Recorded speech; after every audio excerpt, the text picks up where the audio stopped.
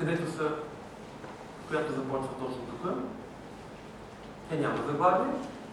Втората част се казва те са светлините и третата част се казва плодът на духа. Точно както и там има три части. Всяка от тези три части в себе си също е подразделена на три. Имаме първо светли лъчи, после имаме изреждане на цветните краски и накрая имаме бели лъчи.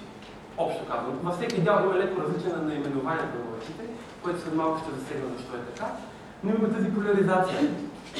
Имаме началото, имаме лъчите и накрая имаме, както брат Филип каза за пречупването на светлината, имаме светлия лъч, краските и накрая белия лъч. Това е една троична структура в себе си заложена. Също така,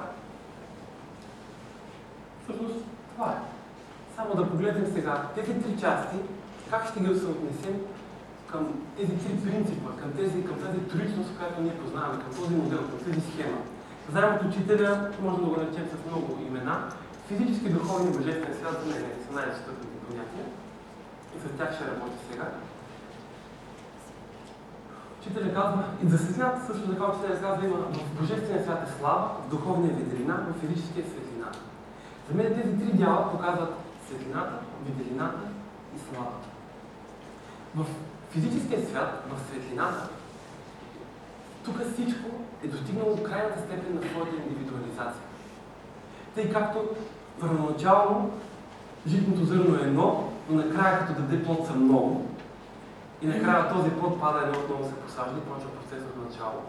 По същия начин човешките души минават един процес, както казва учителя, излизат из недрата на Божествения свят, излизат долу до гъстата материя, където придобиват индивидуалност, придобиват азус, чрез която да могат да познаят Бога в себе си, след което отново преминават процеса на обединяване, на събиране в едно, на стремеж към Бога. След този процес поминава явно светлината. Какво срещаме в първия дял на Завета?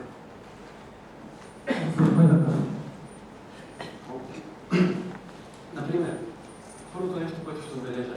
В първия дял всяка краска е вече индивидуализиран дух, който има име. Във втория дял краската е само като краска, без име. Там е просто самият свят. Индивидуалността не е толкова важна. Докато тук индивидуалността даже вече е получила и име. Получила е конкретна функция. Второто, което на мен лично ми прави впечатление, е, че в първата част всяка краска започва на собствена отделна страница и свършва на собствена отделна страница. Във втора част всяка краска започва на страницата, на която е свършила предходната. И свършва на друга краска, на друга страница, която е нейна, от която страница се застъпва и почва следващата. Там има връзка. Нещата са свързани, нещата са обединени. Въпреки че има разчленение, нещата са обединени. Докато в първата част, всяка от краските е отделна сама за себе си.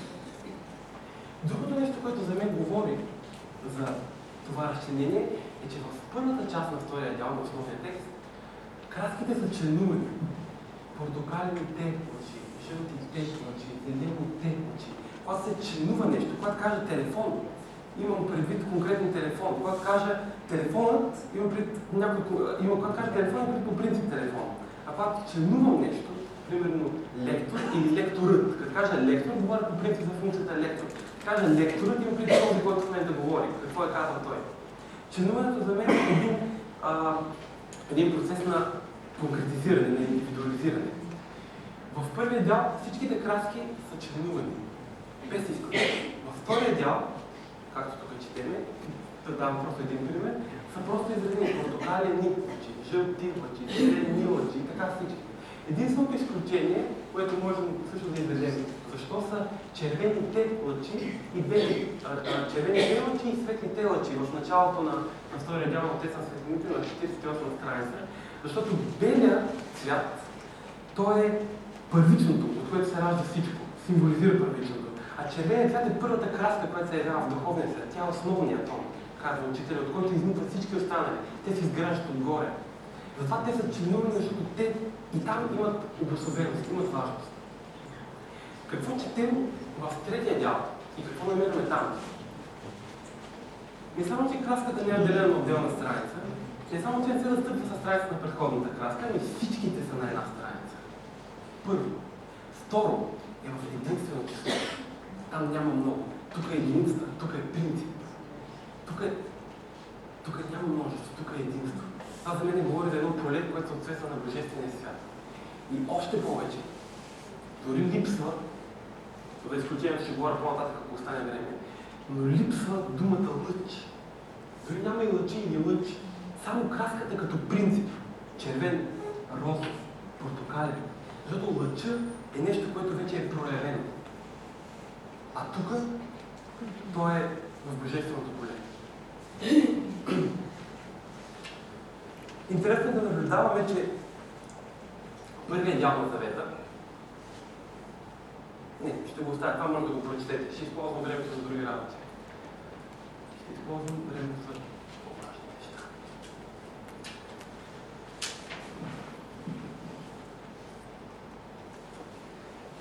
Една тема, която се засегна преди мен, както казах, всяко противоречие е условие да се разбере една истина. Аз ще хвърля една противоположна гледна точка. Имаме духът на живота, който в първи дял не му е написана краска.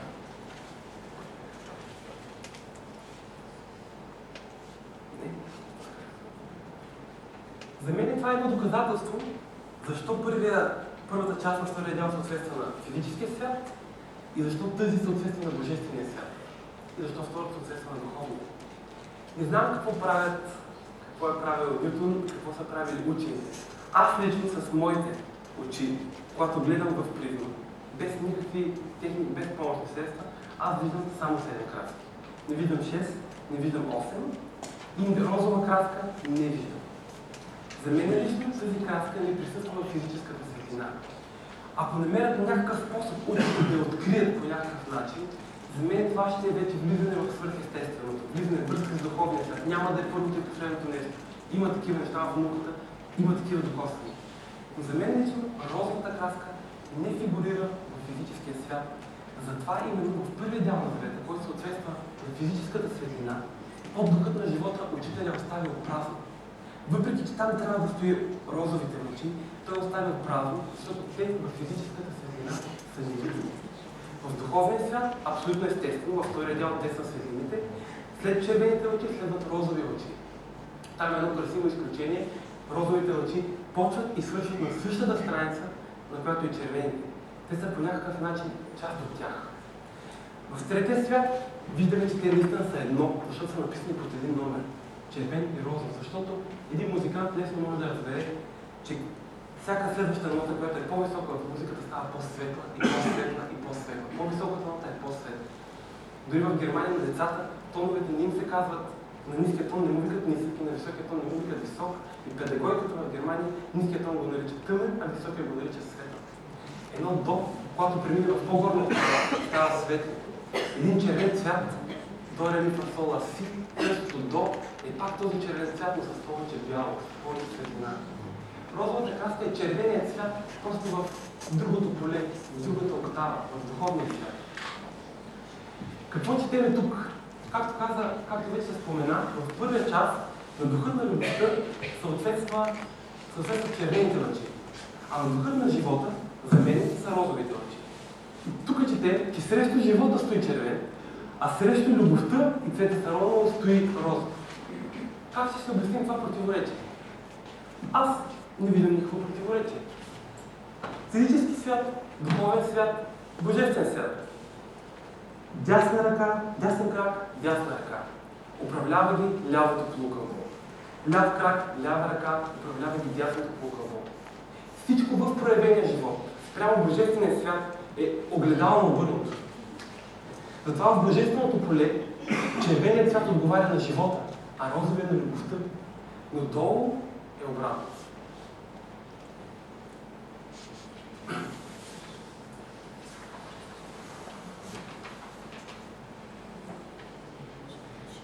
Заповедта на учителя. Преди да говоря за нея, искам да спомена още едно красиво явление, което пропуснах и все пак искам да му отделя внимание. Учителя казва, денят се познава по изгрева. И тук принципът е верен. Вижте, приятели. Въвеждащо изречение. Плодът на духът. Този плод се разделя на 3 по 3. На първия ред първите три – любов, радост и мир. На втория ред вторите три – дълготърпение, благост, милосърдие. На третия ред последните три – вяра, кротост, въздържание. И накрая заключително изречение. Против таквизи няма закон. Тази структура, въвеждащо изречение, основен текст и заключващо изречение, тъй както и в основния текст, разделение на 3 по 3, всъщност е структурата, която е пренесена след това върху целия завет. Целият завет има въвеждащи 3 страници, след това 3 части, където се извеждат краските, която всяка в себе си е разделена на 3, светли, тексти, бели, и накрая заповедта на учителя, която е заключителна. За мен това е недвусмислен модел. И накрая заповедта на учителя абсолютно същата структура отразява. Въвеждащо изречение. Обичай съвършения път на истината и живота. Основен текст, който сега няма да чета, и заключително изречение. Само тогава ще ме познаеш и аз ще ти се изявя. Казах, че заповедта на учителя от една страна е олицетворение на съвършения човек. Защо? Защото тук се описва пентаграма. Постави доброто за основа на думът си, кръка, левия крак, правата за мерил, десния крак, любовта за украшение, мъдростта за ограда и истината за светило. Само когато имаш тези неща, ще мога да се проявя чрез тебе. Тогава идва съвършеният човек, който е долната стълбица на дървото на живота. Да погледнем още някои интересни факта. В целия завет се говори за 7-те краски. Къде ги намираме 7-те краски в заповедта на учителя? Първо виждаме отново принципа на Троицата, която ражда 7-те краски. Обичай съвършения път на истината и живота. Самият Господ казва, аз съм пътят, истината и живота. Живота, вече знаем, има червената краска. Истината има синята краска, а пътят представяш това, което имаме да научим, да изминем, е знанието, което да придобием, има жълтата краска. Тези 3 краски, тези 3 принципа се проявяват и раждат 7-те краски. Постави доброто за основа на дома си. Доброто има оранжевата краска. Съответства даже на първия ден на сътворението, понеделник. Съжалявам, неделя за нас. Правдата за мерил. Правото има зелената краска, съответстваща на понеделник, втория ден на сътворението. Любовта за украшение. Имаш на червената краска, съответстваща на третия ден на сътворението, да наричаме сега вторник. Мъдростта за ограда. Четвъртия ден на сътворението, сряда. Жълта краска. Истината за светило. Петия ден на сътворението, четвъртък, синята краска. Само тогава ще ме познаеш. Кога е това тогава? Само когато е 6-ти ден. Човека създаде в образ и подобие Божие. Този, който наистина има тези добродетели в себе си изработени. Само в 6-ти ден, когато сме по образ и подобие Божие, който е петъка, който има розовата краска, само тогава ще можем да познаем Бога, който в 7-я ден как ще се изяви. Това е сложна тема, която съм описал в доклада, сега няма да я застъпвам.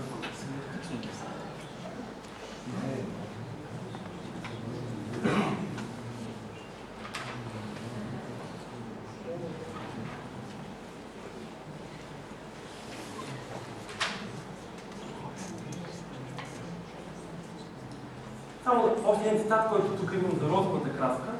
Искам да го преведа от учителя, която за мен също потвърждава, че е свят от духовния свят и че все още не я виждаме повечето хора.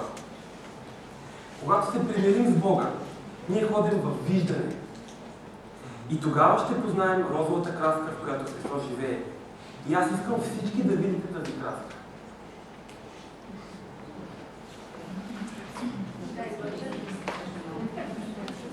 Виждате краска. Не е невъзможно.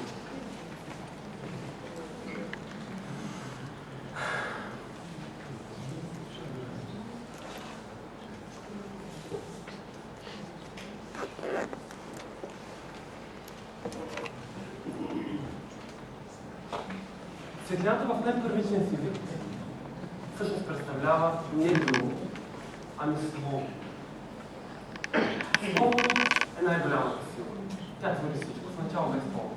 Дори в началото на петата страница е Слово Божие. Че всичко това е Слово Божие. Изява на Словото. Словото само по себе си може да е най-голямата мистерия. Но знаем от духовните учители, че това Слово е което формира материята. Словото е което дава краските, Словото е което дава външните форми. човешките души, когато са излезли, така да се каже, със съзнанието си от духовния свят, когато са слезли в гъстата материя, са загубили връзката си с първичното слово. Слезли са в материята, следствие на което са почнали да откриват външни явления, външни форми, на които съответно са им приписвали различни истини, които те да отразяват от духовния свят. Следствие на което се е получило едно разделение на словото. Един пример от Рудолф Штайнер ще дам. Той казва, италианците, когато кажат теса, което на български значи глава, имат предвид това, което е главно, това, което е водещо. Точно както е на български език. Германецът също има такава дума, но той има една друга дума, която с днешно време ще употребява повече, която се казва копф. Казва германецът с това О по средата, като каже копф, той има предвид това кръглото, което е отгоре на тялото. Тоест, това, че... Теса. Шапка. Има две думи. И германците също имат хаут. Но капо не знам какво значи, аз съм го Шапка. Теса го казва Штайнер, така съм учил, не знам италиански. Който знае италиански, даде ми думата. Капо значи начало. Както значи начало, това е ясно. Но теса значи глава. И това показва... Вижте, немци речни по италиански, няма проблеми.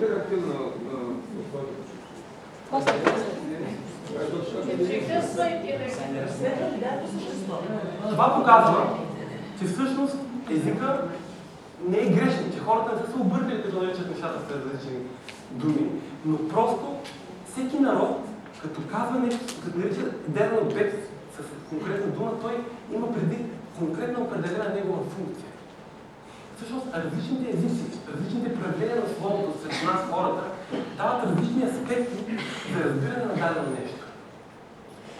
От тази гледна точка, ако това си го представите наистина живо, можем директно да стигнем до логичният извод, че едно нещо казано на един език и казано на друг език, същото това нещо, действително означава две различни неща. Аз преживях това нещо на практически опит, когато живота така по невидими пътища ме прати в Германия, против моето желание, да ме насили и добре да науча немски. Накрая преведох завета на немски в група, която беше българо-немска. Минахме през наистина големи противоречия, докато аз лично стигна за себе си от този език, който току-що и изложих. Словото е нещо крайно многостранно. И аз, приятели, искам да ви споделя наистина някои неща от работата по превода. Първоначално си мислихме лесна работа. Българските, германците имат Библия, взимаме Библията, гледаме съответния текст, който ни интересува, взимаме съответния стих и го взимаме. Една сестра германка свърши тази работа, взе две библии по избор, за да имаме възможност за съхранение, Лутер и още една. Направи го набързо и ми представи текста да го сравня с българския, да видя дали всичко е наред. Те си вика да го даваме да се издава. И аз почвам да чета и изпаднах, главата ми се сгорещи. Наистина, просто някои стихове си приличаха, някои бяха същите, някои нямаха нищо. Какво да правим? Това беше голямо изпитание. Тогава решихме, че ползваме много Библии. Ще имаме много преводи, да видим всичките възможни преводи на Библията, които има, за да намерим подходящите стихове. Това беше работа, която ни отне 7-8 месеца. В крайна сметка се оказа Библия Елбафелда, която е антропософски превод, само че не е класически антропософски, но официален за масите антропософски превод, се оказа, че е най-верна до Венската Библия от 1885 и от нея сме ползвали 40% от стиховете са взети от нея. И така решихме, че ще нагласим работата. Но въпреки това, все още останаха прекалено много места, които въпреки това не намериха своето съответствие на немски. И тогава си казахме какво да правим. Но казахме, що ме такава в немския превод, явно При германците това се отразява, светлината се пречупва по такъв начин. Там явно такъв трябва да бъде стиха. Германците казаха, не можем да променим Библията на немски, както се превели хората, ние кои сме, нали? И аз се съгласих и казах, добре. Обаче духът на истината е който работи. Духът на истината, втори стих, глава на твоето слово истина. Нямаше никакъв един от преводите такова нещо. Най-близкото беше същина на твоето слово истина. Но никъде нямаше глава на твоето слово истина. И аз там казах, с това не мога да се примеря. Това е лозунг на бялото братство. Това е връзка с пентаграма, който отразява космичния човек. Там трябва да бъде глава, без значение какво пише в немския превод. И след година и нещо работа, това нещо, една брънка, една пресеченка, която може да обърне цялата кола, реално като се съгласихме, че там ще направим така, реално влезе нов принцип. Изведнъж вече не беше важно за нас какво пише в немските библии, то беше важно.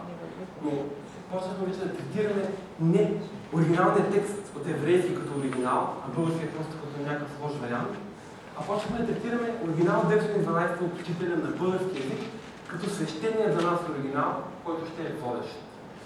И работата започна по това. Трябваше още около 30% от стиховете да направим леки промени, които допълнително сме описали в приложение, за да текста да получи тази достоверност, която е от 912 година. След като свършихме тази работа и вече мислихме, че сме готови да издадем книжката, дойдох в Търново и сестра Павлинка ми даде Завет 912 година. И аз щастлив, защото аз работих с изданието от 2007 или беше, коя беше най-хубавото издание, което имаме, модерно, и казваха, че е едно към 912. И пак малко не се сложни работа. Като взехме 912. Какво имам предвид? В физическия свят, както казахме, краските не само са членувани, но и наблюдаваме следното явление. Текста, който изхожда като следствие от краската, винаги започва срещу